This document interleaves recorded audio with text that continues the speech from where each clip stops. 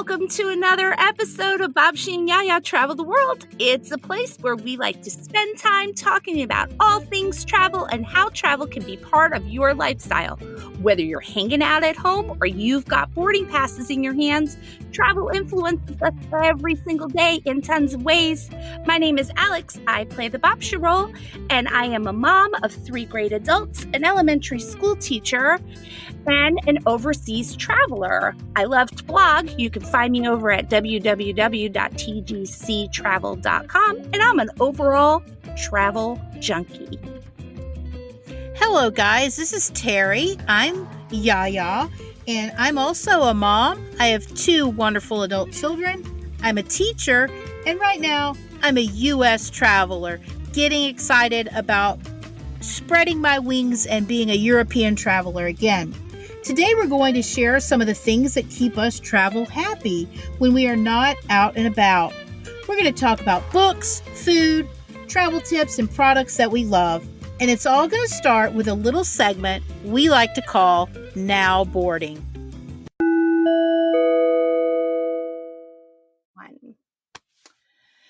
During today's Now Boarding section, we're talking all about being inspired to travel thanks to Britbox, which you will find on your television digital world.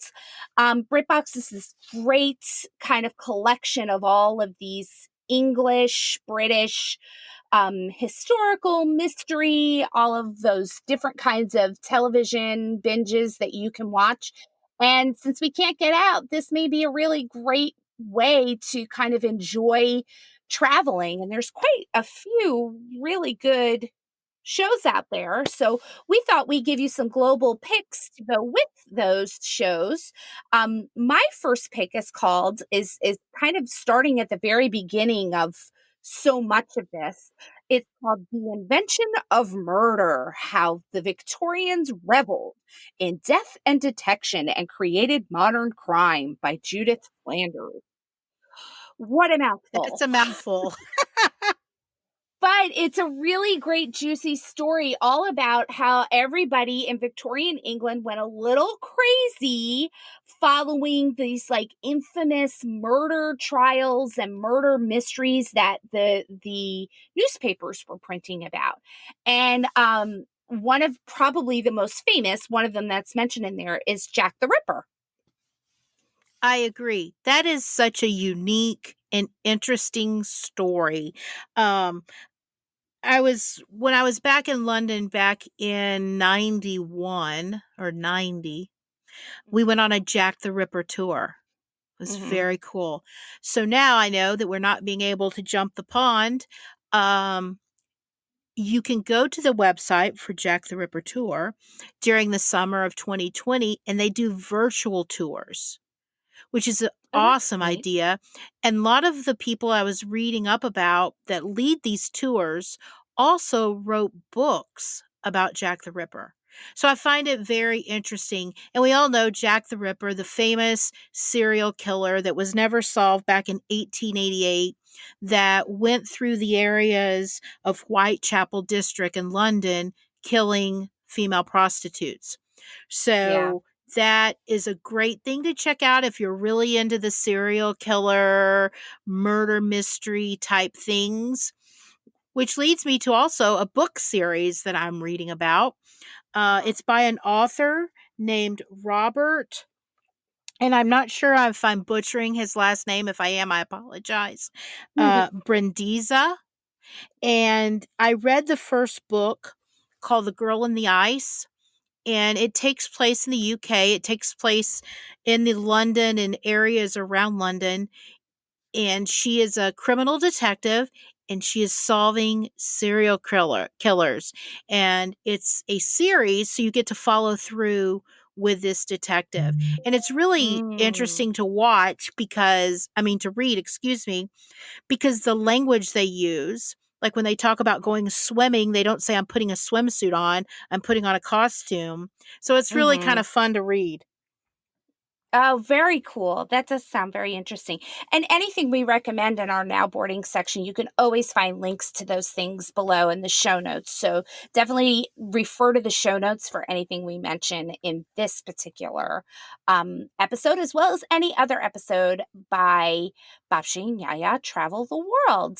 One of the things that I have to say, I'm going to give a controversial travel tip that I think other people will probably disagree with me at.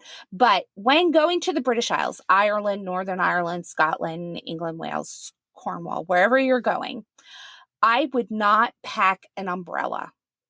And I know you're saying, but it rains there a lot, especially in the summer. Why would I not pack an umbrella? Here's my feeling on it.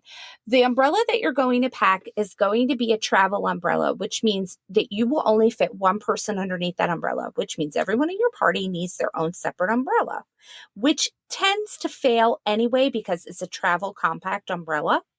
So unless you're willing to spend a lot of big bucks and be like totally steadfast to making sure you're bringing that umbrella, I don't think it's worth it. My opinion is if I really need an umbrella, they're going to roll them out. I can get one for pretty reasonable anyway. I probably can get away with not even having one to begin with. I think a better choice is either an old-fashioned rain hat, which are great because they can be kind of floppy and not a big deal, or even better yet, if you like to be a little bit more chic, a good scarf that will just cover your head enough to duck in from a taxi or a cab to a door, because you're not going to be taking a walking tour if it's pouring rain. You're not going to be doing that. So I would just think twice whether or not you really, really need it. And I've been several times to that area, and I have to tell you, I've never used an umbrella ever. So, just good food for idea. thought. Yeah. Yeah.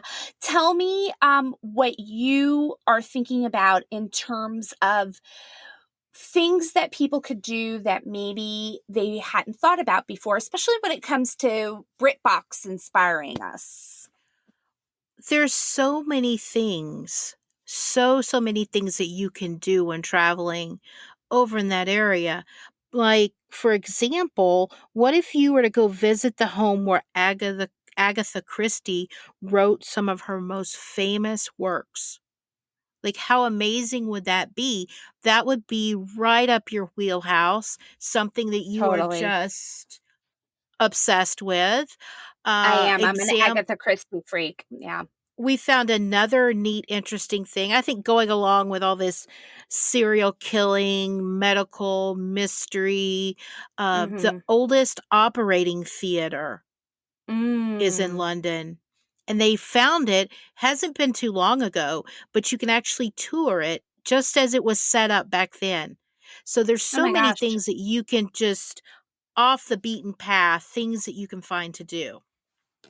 Yeah, and I think that that's kind of what Britbox is famous for, is kind of this idea of the historical drama, the Jane Eyre and the Pride and Prejudice and the Great British Mysteries like Christie and Poirot and so many others, as well as kind of the royal idea and this Victorian era that you're talking about. Probably the Right. thing that we can all agree with is the fact that London is so full of so many of these kind of things, and a lot of it is memorialized in statues. I did find a super, super neat app to use. It's called Talking Statues. It's available in quite a few places in England and in the United States. I know Chicago and Charleston have an option too. And as you walk around, and see all the statues and memorials and all these kind of things, there's a QR code that will bring you to like a talking history that's represented by someone famous. So I know that if you go to the Winston Churchill one, John Lithgow, who played Winston Churchill on The Crown, does the voice of Winston Churchill in this particular, when you hit the QR code in front of the Oh, famous Winston Churchill one. So it's kind of like, it's a little new because it's got a little celebrity. It's a little old because it talks about the history, and it's a little connection because you're not just looking at a sculpture or, some monument. You kind of get a little bit more insight about it. So I think it's kind of cool. Talking Statues is the name of it. And we put the link in the show notes for that. and What else? that would probably be good for me. That would Yeah, probably be good for me, keeping my attention. yes, I think that we should definitely, I think it would be fun to kind of check off as many as you can. And you could kind of make quite a to-do out of the whole thing. What Make else it do into a you game. think of? Yeah, I like it. What else do you think of when you think of London or Great Britain or England? I think of high tea. Who doesn't go to London Mm-hmm. and want to partake of having tea? So when I think about it, I mean, there's so many options that you have when you start researching where you want to go and what kind of Mm-hmm. tea you want to have. So I kind of targeted 3 things. I went with a really elegant tea at the Lanesborough Hotel. You're actually eating in a Michelin-starred restaurant. So it's very elegant.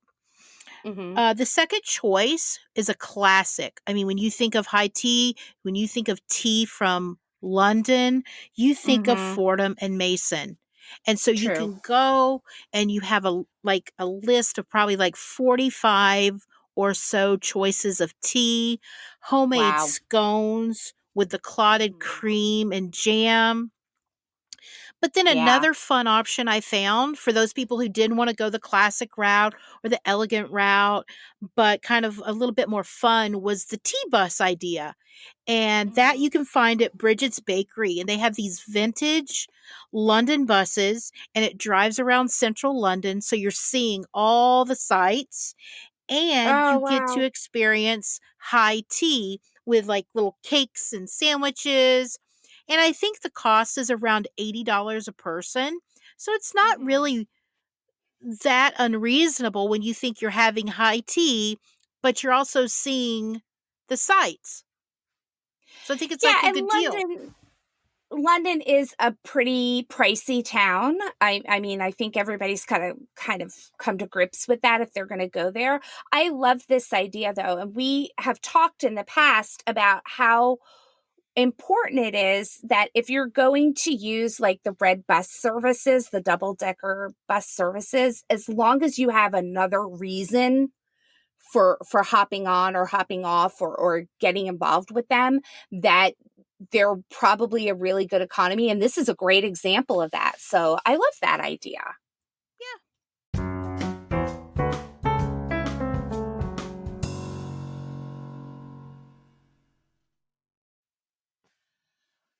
Thanks for joining us today on the Babcia and YiaYia Travel the World show. Today we're talking all things Britbox, that great TV service that's available through your digital channels. Terri, what do you think of Britbox? And I want to thank you because I was not a big watcher, I would say, of Mm-hmm. BritBox until you brought it to my attention. And I'm going to tell you, it's full. Tons of royals. You got Agatha Christie. You got Doctor Who. And the one thing with the BritBox shows is they really kind of have a slow burn. So stick with them, guys. Some of these shows are great. So Yes. tell me, Alex, tell me about the Monumental Challenge. I did like Monumental Challenge. This was one of the shows that was available on BritBox, and it was kind of like this quest to go around the world and see specific monuments that had historical significance to um, um, what the quest was in the show. So it was a great take on a travel show. And I will say, most of the documentaries that I see come out of BritBox are like this, with kind of a quest to go and find out something and bring it back. So I will say Gotcha. that that's a good one. What did you think of Broadchurch? Completely different kind of This show. was a this was a series I watched it a while ago. Mhm. So but it's a female detective and she's solving a murder. And it's Mhm. so great. Very intense, very suspenseful, but Yes. I really truly enjoyed it.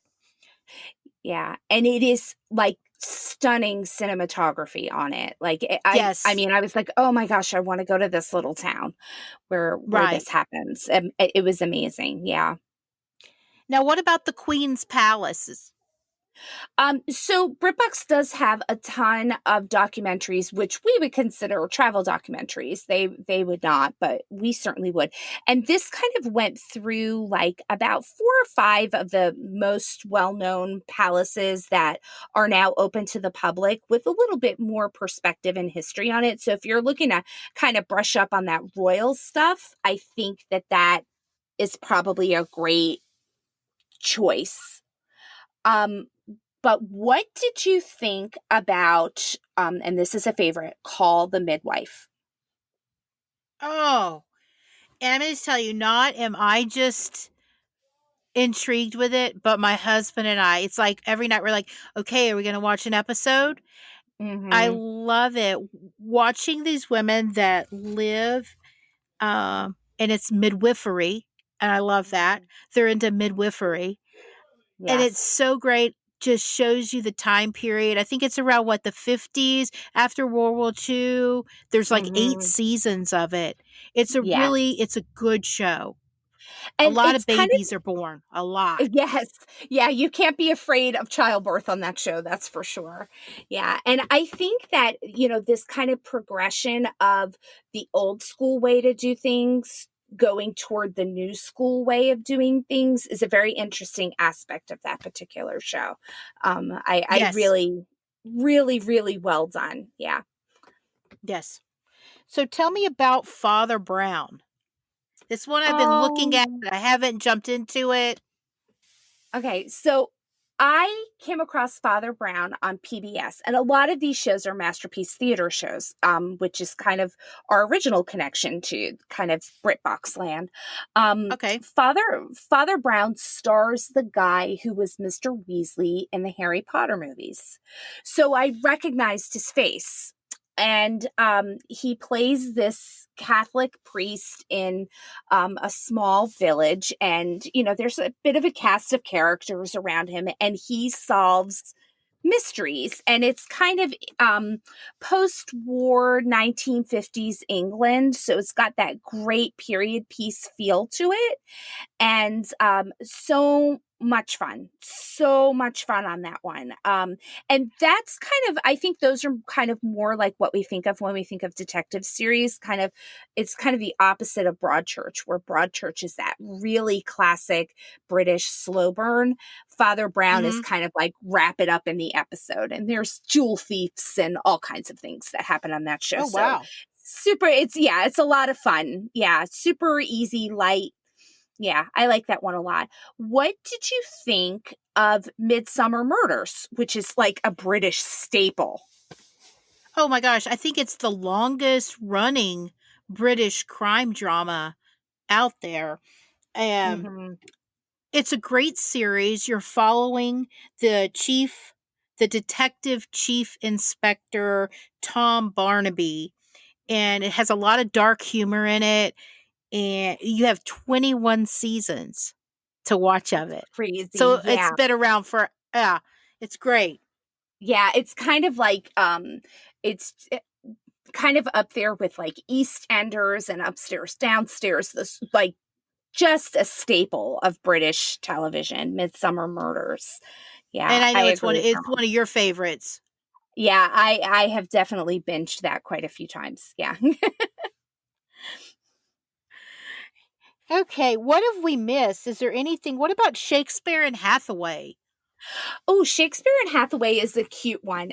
It's a complete double entendre show, Private Eyes, and they're kind of a bit of a screw up, and the whole story is set in Stratford upon Avon. So again, you're getting that kind of wanderlust by watching the show, and their names are her name is Lou Hathaway, and his name is, and I can't remember his last name right now. His first name, something Shakespeare.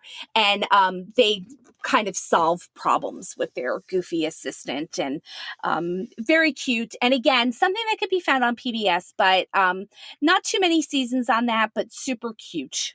Yeah, another cute one. How about The Coroner? Well, that's one that has 20 episodes, and I really like it. You're following the main character, Jane Kennedy, and she is the coroner in this fictional South Devon area. And Mhm. she, of course, is investigating all these deaths, whether they're sudden or unexplained. So it's really kind of interesting. And she works with her ex boyfriend. I want to say boyfriend, husband, I'm not sure which one. So they're still working together. So there's some humor in it, and there's Mhm. some drama. So I found it enjoyable. And modern. Yeah, yeah, I would definitely Yeah, say that. yeah. Probably my favorite thing on Britbox is the Poirot series. And again, I'm an Agatha Christie freak. Oh, yeah. So I am such a fan of the Poirot series, and I love it. So much fun. Um, but I think I know what your favorite is. We can't not include this when we talk Mm-hmm. about the Great British Baking Show. First of all, doesn't Paul have some beautiful blue eyes? Oh, that Paul Hollywood. He Oh, looks like he's up to no good all the time, doesn't he? Yeah. And a oh, little sweet little Mary Berry. Um, oh, just like a biscuit. I could just sop him up with a biscuit. He's so cute. I But I'll tell agree. I you, agree. I love it because I love baking. So it's really interesting, and it takes you a couple minutes sometimes because they use ingredients that are not common for Mhm. us over here in the US of A. So it's really Mhm. kind of interesting. And they did have another baking show, not a baking show. It's like the best British home cook. Mary Bear's on Oh, it. And it's good for those people who maybe are not like baking's not my everything. Let me have some other cooking in there. So that's a fun one as well. and I And have there's to a new say, season. yay, I can't wait for the new season. They did just announce that the Great British Baking Show will have a new season, that they've been working on it this COVID-19 2020 summer. So that'll be, I'm so happy that they'll have that. And I have Yes. to say this about all of these shows, all of them put all together. The whole reason that we're talking about BritBox is because it's a great way to digitally travel, and kind of get an idea of some of the things that you'd like to do or see, whether you're touring palaces, whether you're going to Stratford upon Avon, whether you're going out to places like where The Coroner and Broadchurch are filmed, whether you're in your hotel room and you turn on the television and Midsummer Murders or Poirot is on, you kind of have an idea of what's going on around you. And I love the idea of including the Great British Baking Show in this because it kind of tells you what's going to be on the menu in a lot of those places. So Yes. it gives you a kind of a better understanding of what to expect. Probably the two most famous British shows that we could mention, which are Downton Abbey and The Crown, are not BritBox shows. One is Netflix, The Crown, and Downton Abbey. I believe you can find on your Amazon Prime account these days. I don't think it's too difficult to find that particular one, and they do show it on PBS every once in a while. They're amazing, amazing shows. They deserve all the accolades that they get. They're done so well, and for if you're interested in historical British drama in any way, both do a great job. I think The Crown does a great job of portraying these kind of icons in British royalty as humans, and kind of gives you an idea of what was going on as things were happening, which is always helpful to any traveler. So I do think that they're totally worth it. Now, I do want to say, as you're gearing up, now that we've gotten you so excited about going up there to England and to London and to all of these other great places, we do want to make sure that people know that it looks like Brexit is going to take effect this coming January, in January 2021. And what it will do for travelers like you and me is it will affect moving in and out of Great Britain to the continent of Europe. That's not going to be as seamless as a transition as it has been. So I have a strange feeling. Right now, they're saying January 2021. I am going to go ahead and predict that we're going to see that pushed even further, just because nobody's had the time to work out the enormous amount of logistics that are going to be part of this. I can So only imagine. yeah, so I would say that. But I think Britbox is a great place to kind of do a little travel dreaming. And I hope, and I know, Terri, you do too, that our listeners enjoy many of the picks that we made today. I think there's quite a few out there, from documentaries to murder mysteries to reality TV. I think there's plenty to choose from these days. Oh, yeah. And if somebody has one that we didn't mention, send it to us, because we're always looking for new shows to watch. Yes, and we do plan on doing a big viewer feedback show. So anything that you say will probably wind up on an episode in the future. So we'd love to hear from you.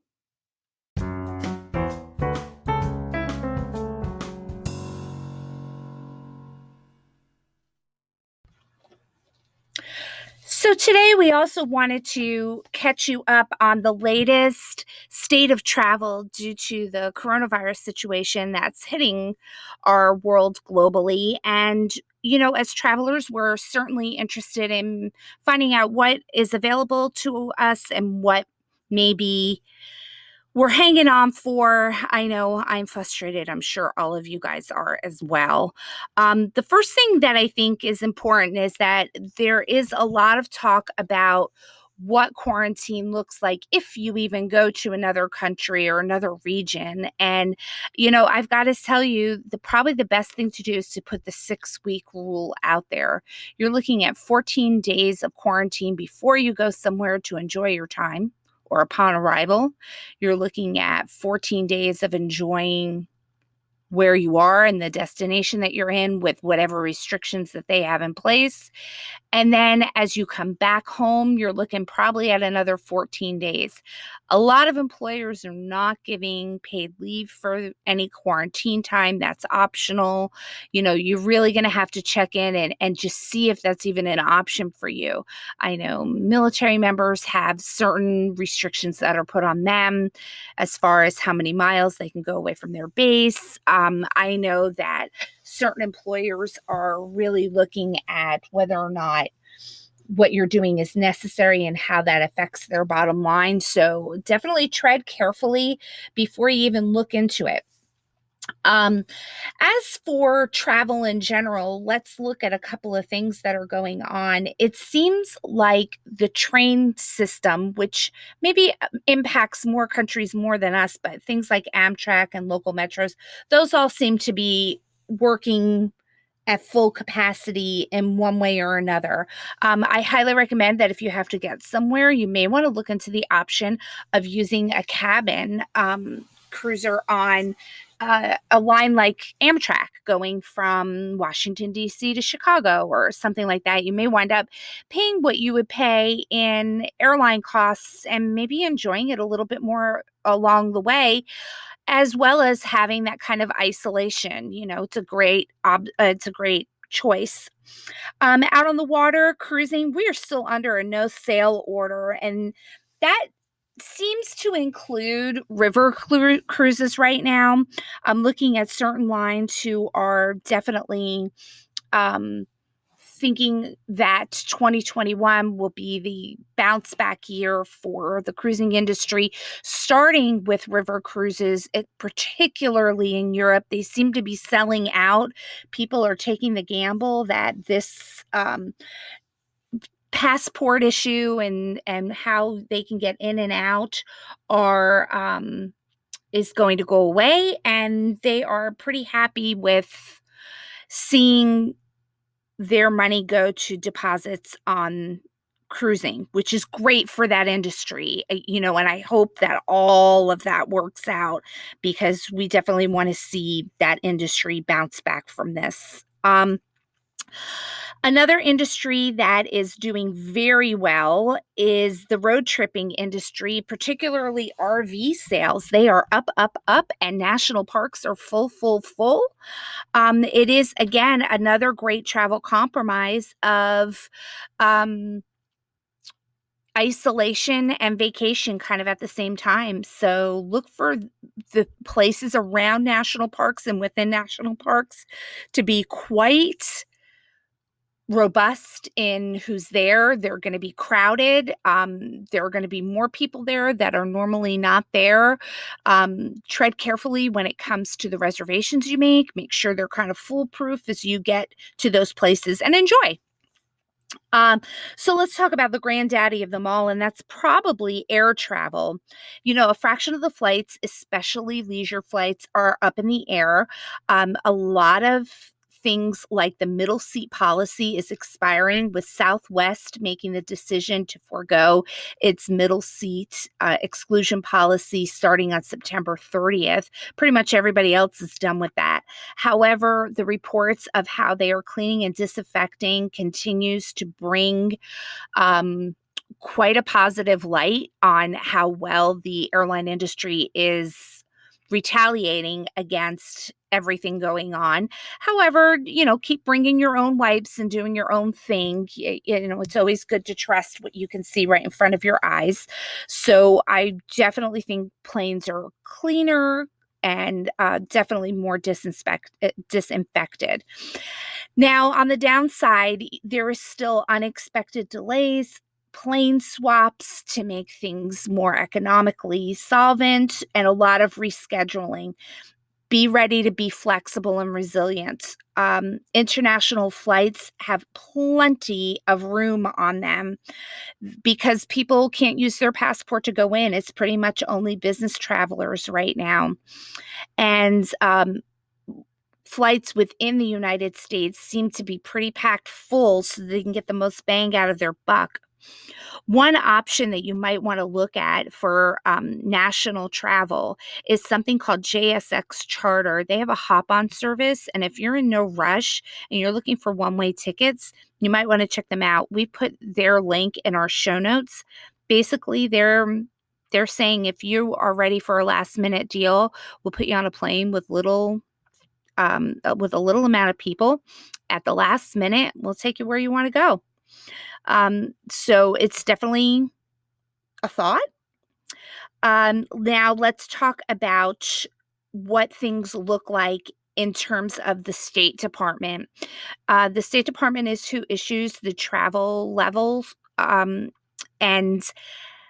there are two places that are on travel level 1, which is the easiest restriction. It means no alarms are ringing. And the two places are Macau and Taiwan. Crazy, I know. A lot of places are on level 2, and those places are open and probably include enhanced screening, including a negative COVID test within 48 hours of arrival.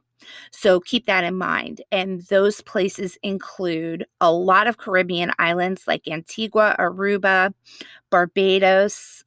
Look for Belize, the UAE, the Maldives, the Sinai Peninsula in Egypt, Croatia, Turkey, Serbia, French Polynesia. They're all at a level 2.